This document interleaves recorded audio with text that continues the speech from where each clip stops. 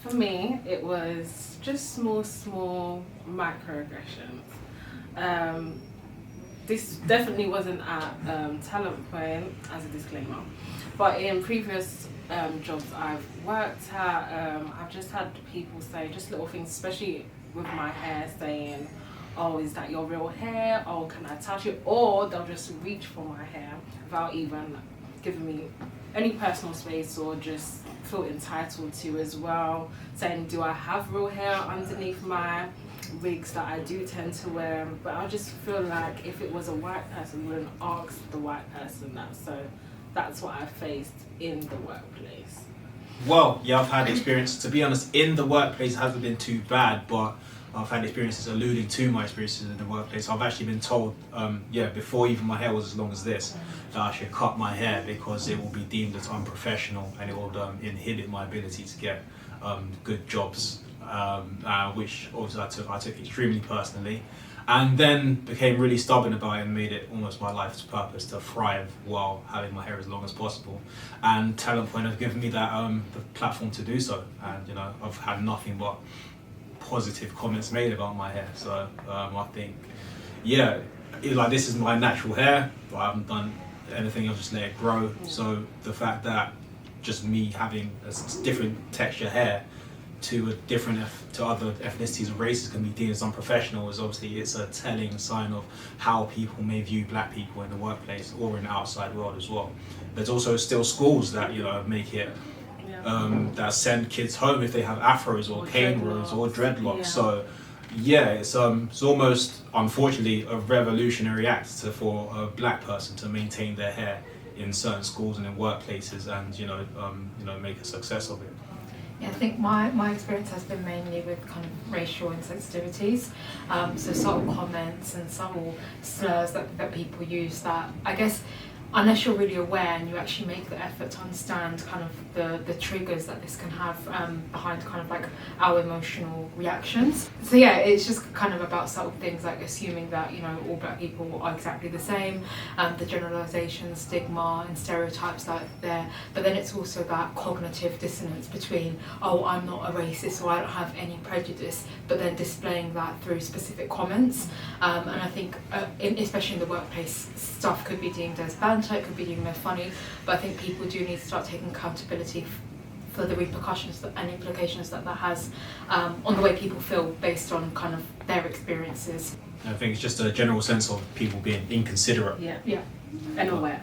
Yeah. Have that sense of awareness. Exactly. Just give that second thought of, is what I'm saying appropriate? How will that person take it? Yeah. Just because you find it funny doesn't mean that the person on receiving end will find it funny. But it's also wanting to educate yourself, because I appreciate not everyone, grows up in a multicultural place. Exactly. And different people all the time, but it's more so not undermining people's experiences and not completely ignoring them, but taking it in, understanding, and then moving forward and acting as appropriate, as opposed to using ignorance as a kind of excuse for it. Oh, I didn't mean to, but it's like, but you did. And that's ultimately kind of, it's a repercussion of your actions. Yeah, that's true.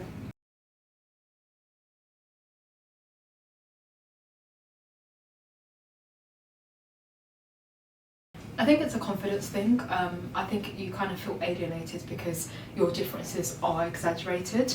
And by differences, it's not even kind of in the person that you are, but it's just your cultural differences and things that you can't necessarily control for. And it is that kind of, you want to be able to, anyone in the workplace, in order to have a productive, successful, motivated workplace, you want to be able to have this safe and trusting environment. And you can't do that if you're in a culture where people are insensitive to that, or you're not confident enough to come up to people and tell them about your views and tell them that what they said was insensitive or not appropriate for that specific workplace, or that specific conversation. So yeah, I definitely think the confidence of some people has a huge impact. But yeah, I think it's just it can be draining, because when you do face certain situations we've spoken about before, you kind of, because your differences have been made so apparent when you haven't even been doing anything, in terms of the actions you do make, you make a extra effort to try and, well, I have done before, not so much now, you make a special effort to kind of carry yourself in a way that doesn't portray yourself in any kind of stereotypes. So you're trying to avoid colloquial terms, your mannerisms, and you'll try and almost censor yourself and filter yourself to almost a digestible version of yourself. So you avoid any of these like ignorant comments that might be made, just to try and make it easier for you. But that to have to do that as well as do your job, it's just an extra layer of pressure. It's just you have to just, it's always an extra thought or extra filter before you do or say anything, because you feel like there's just almost, you're under a microscope. People are just waiting for this next expression of blackness so they can highlight it and either make a joke of it or just bring it up for whatever reason they feel need to. It's questioning your norm, isn't it, as a person? Yeah, exactly. It's the way you're brought up. It's something that you celebrate in terms of your culture, and then it being questioned. There's nothing wrong with being explored and people being curious, but I guess it's that making it seem so different, right? It's that kind of, it's not normal, it deviates from what it should be. Maybe you should shy away from everybody else kind of thing and hide into your shell, because it's just like you can't be your normal self around other people, so you just put yourself in a box. It kind of brings on anxiety to me as well. No, 100%. Just having that thought of like coming, I think in a way, like working from home, it has helped a lot of people in terms of they can be themselves at home, but in the workplace when they come back, especially people coming back and returning doing remote working, it's just like, oh my gosh, I'm going to be all by myself, especially that you haven't met everybody yet kind of thing. You don't know who your work colleagues are, you don't know anything about you kind of thing, so just that thought of anxiety making you feel like I don't know if they'll accept me kind of. I think as well as, the underrepresentation as well in the workplace, right? 100%. Because it's one of those things where we want, in the workplace, we want to work with people that inspire us, that empower us, that motivate us, and we want to be able to see ourselves there, right? So for example, as women, when we see CEOs and CTOs, we're like, oh my God, women are driving the force, especially in tech right now. Like, it's such a big thing. It's like, it's such a rarity, but it's so inspiring because you think, actually, I can attain that. And it's the same for kind of in regards to skin colour and race, right? You want to know that you're being represented at top as well. You're not just hired to fill a specific statistic. We have some diversity, we have some culture, and that's enough. You genuinely want to be able to see that you can work up there and it is attainable, it is achievable. And obviously, I guess at the end of the day, the person, you should always pick the right person for the job. I think it's irrelevant of skin colour. But I think by creating those avenues, creating those opportunities, and I guess, as you said, in terms of anxiety, working hard, the added stress, the pressure, the emotional and mental pressure it gives us, it may hinder the performance from actually getting to a place where we can be at the top. Yeah, exactly. That makes sense. You need representation across all boards. Exactly. And that just like emphasizes the importance of diversity, because all those little things you said that kind of make you feel anxiety or isolated from your peers. If it's not even if it's just like other black people, which will help, but if it's just people from different backgrounds in general, we'll all have little differences where we don't feel as isolated, instead of if it's just a group of white males, a couple white females, and then just you. Like it makes a world of difference just to have a open palette of different cultures, different backgrounds, different ethnicities, and it builds innovation, and everyone can learn and grow from each other from a different background. Just like London is very multicultural, so why in the workplace? Some workplaces it's not like that. Exactly, kind of thing. And it kind of implies that there's not enough people capable of doing the job from different backgrounds, which we all know is not true. So obviously something's going wrong in that recruitment process. Yeah, it's all about really kind of embracing that difference, right? Whether it be cultural, whether it be from the way people think, right? You ultimately, in order to create this workforce, you need that difference to make it happen, and you want a healthy and productive one. And it really does hinder, because I for one, I know that when I look at companies, if I'm going to move or if I'm interested in a company, first thing I'm going to do is the LinkedIn.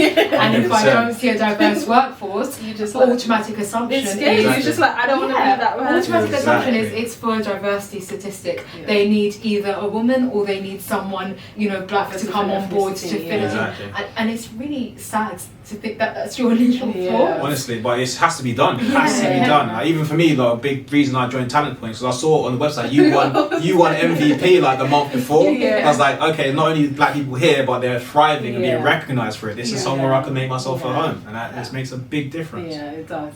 Just tell your whole mindset when stepping foot inside the door.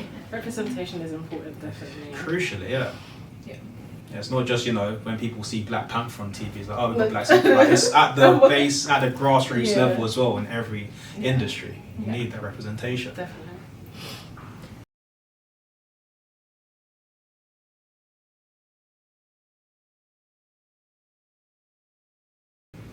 I think it's about having open conversations. Honestly, I think a lot of people are very scared, and you can see it because you're so used to it, about even saying, oh, you're black or you're different, and it's about being able to speak freely, because ultimately some people they really don't care, like and some people identify so differently based on the way they're brought up. So for example, I know quite a lot of people with very diverse backgrounds, but they're born bred in the UK, their parents are as well, so why does it make it that they're different to anyone else who was born here, who grew up here?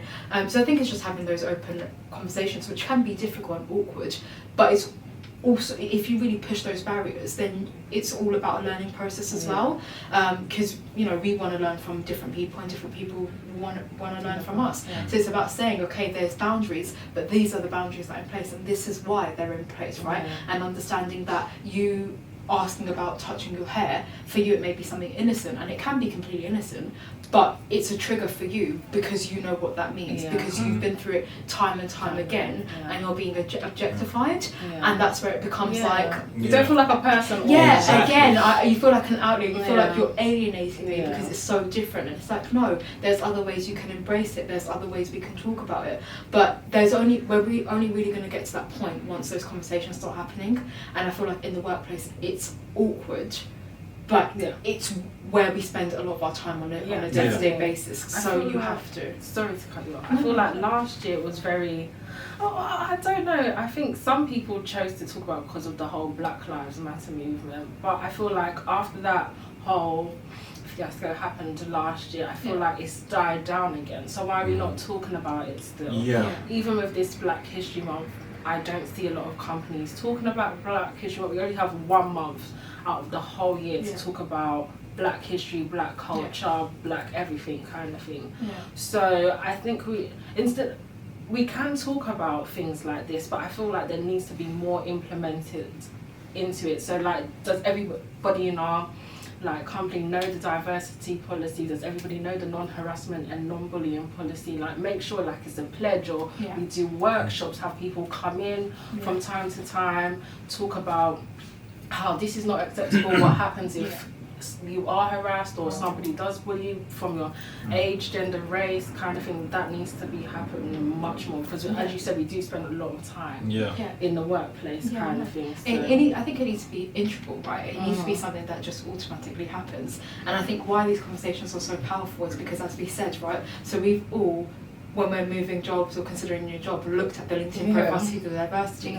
Being in a company that works on recruitment and hiring and talent, how are we going to service our clients in telling them, okay, this is why you're not diverse, if those conversations haven't been had? If you're very male dominated, what incentives are you bringing on to get more females on board, or more people who are more gender neutral or fluid on board? What are you doing to get more people of different backgrounds on board, of different cultures? So this is what really drives that kind of power forward, and I think that any company who's willing to take accountability for that and saying, listen, it's not something we focused on, but we really want to get there, this is where it starts. It's by having these conversations, as you said, running these workshops, and also just generally caring, right? There's no point in pushing that forward to hit a statistic if you don't care. It's one of those things where, yes, the workplace is, I guess, a big part of our day-to-day, but it makes up about 20% of our week. So actually it's one of the cases where we don't have to sit down and be friends, but that's what makes a healthy culture. That's how we can be sure that our peers are happy. That's how we can be sure that we're happy actually doing our work and we're fulfilled. And especially now in hiring, I know a lot of people, that's where they place the most emphasis on. It's culture. It's about being in an environment that's employee feedback led, right? If we don't want to go into an office because we feel some type of way about it, we shouldn't be able to, right? As an example, right? And companies need to take that on board, not because it's laziness, but because I've got to spend more time with my kids, for example, so I don't want to go into office because now I've seen the difference. I've actually missed out on milestones, right? Not that I have kids, but just as an example. So yeah, it's about having those conversations, really driving that forward, and just being honest with people, being able to hold them to account, but knowing we're not attacking, because I feel like people expect you to be very reactive in a negative way, and it's like, that's not the intention. The intention is, I didn't appreciate that.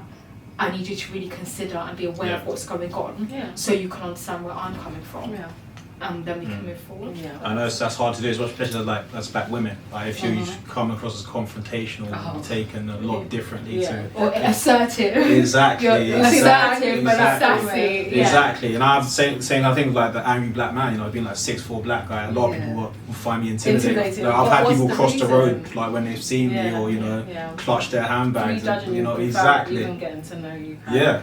So but it's up to us, you know, to just kind of block that out of our minds and be bold. Like normalize being ourselves in the workplace. I know it's like easier said than done, but someone has to do it. Someone has to, you know, have people become familiar with what we are, like unadulterated. You know what I mean? And it's also about those biases, right? Because in the media, as you mentioned, in Black Lives Matter, it receives a lot of pros, but a lot of cons as well. Because it was just very for show. Nobody was really researching this has been happening for a very long time. But I feel like the message was really missed on that, because it's a case of people are being killed for simply the colour of their skin, right? People are being killed because of these assumptions that are being made. There's people dying, and it's all kind of like, well, they probably deserve it. And it's like, you're feeding into a stereotype, a stigma, a bias that you have, and you're not ready to accept that actually you're working in your power to confirm that with all the information, as opposed to put that to bed. Because why is it that, but this person's different, this black person's different, they're not the same as the others, and it's like, but we're all different, right? We have in common is that we share some cultural aspects, and ultimately pigmentation and melanin. That's literally it. We're all so different.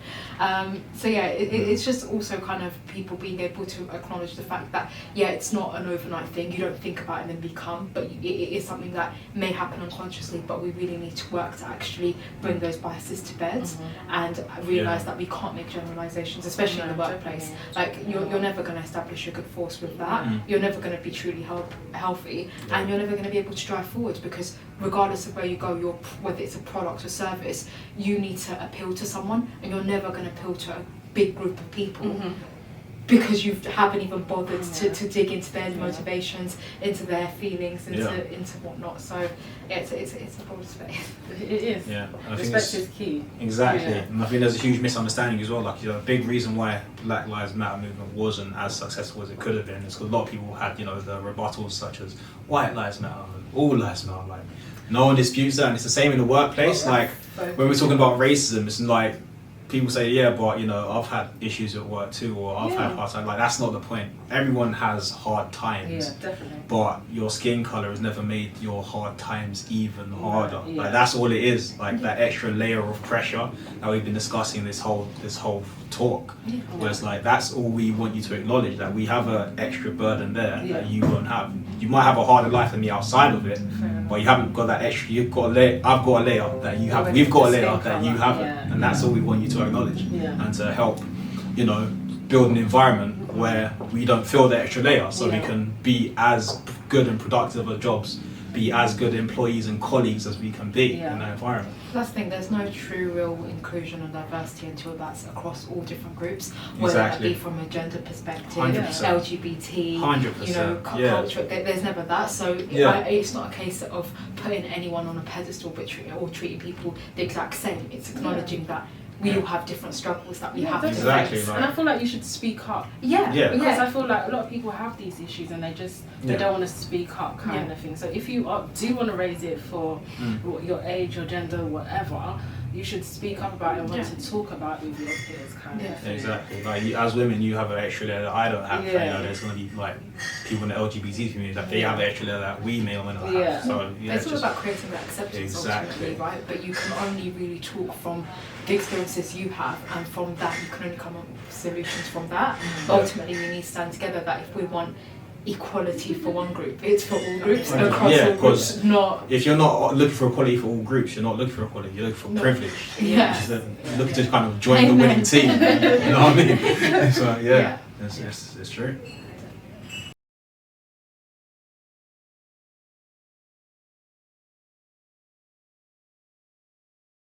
You know, companies in general, and us, we should, be more aware of like our mental health, and just because that ties into everything, whether it's physical health, your performance, how you deal with issues that we've discussed. It was like with Talent Point, was it last week or 2 weeks ago on the mental health day? Oh, we yeah. had the name Michelle. Yeah, Michelle Flynn. Yeah, Michelle Flynn. Yeah, she came in, discussed about mental health in the workplace, and how into even just the small things like keeping a tidy room can help your mental health, Yeah. like breathing exercises, just things you can to-do list, just being organized, just small things that can help clear the mind so you can be as productive as possible and as happy as possible. Yeah.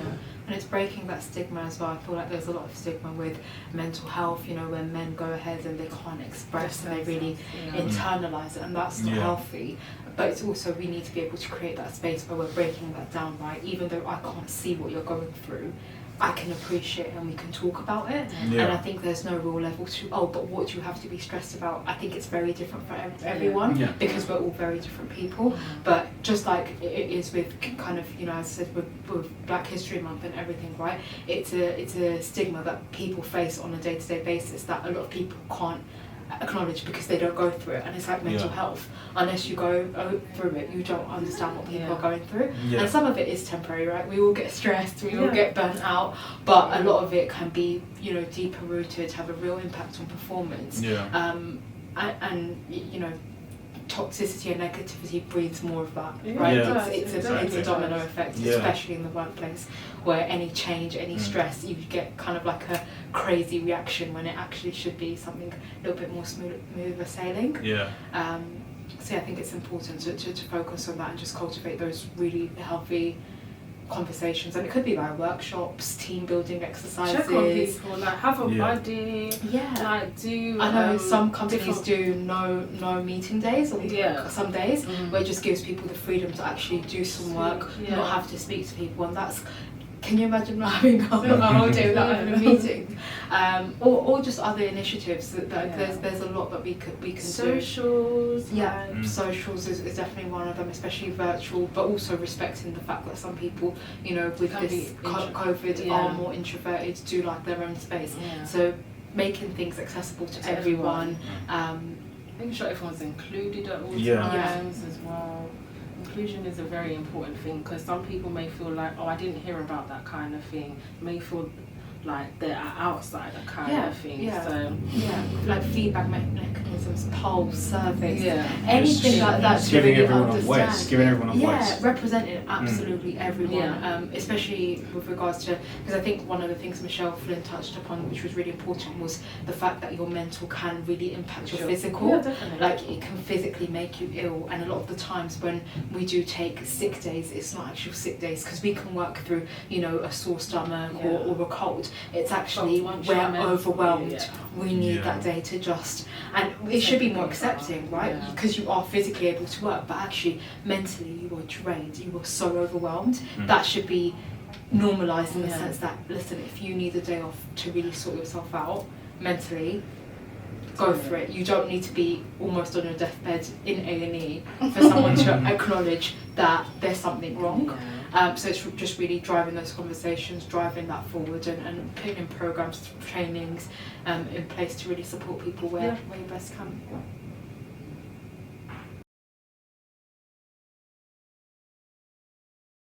And that concludes our conversation about the importance of diversity and inclusion in the workplace and how it can affect the mental health of Black employees.